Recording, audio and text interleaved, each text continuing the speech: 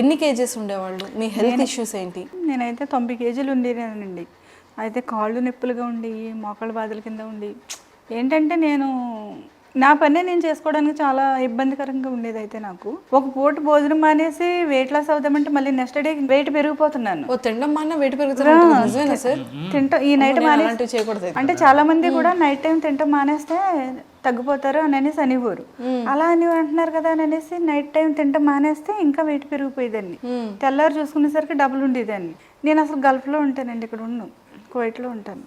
నువ్వు ఇంత వెయిట్ పెట్టుకుని కువైట్కి వెళ్తాక మాకు ఇష్టం లేదు అని అనేసి అంటూ ఉన్నారు. సరే అనేసి ఇంకా వచ్చానండి.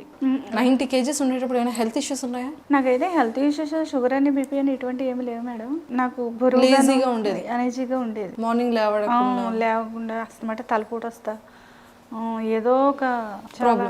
ఇప్పుడు హెల్తీగా వెయిట్ చాలా బాగుంది, బాడీ తేలిగ్గా చాలా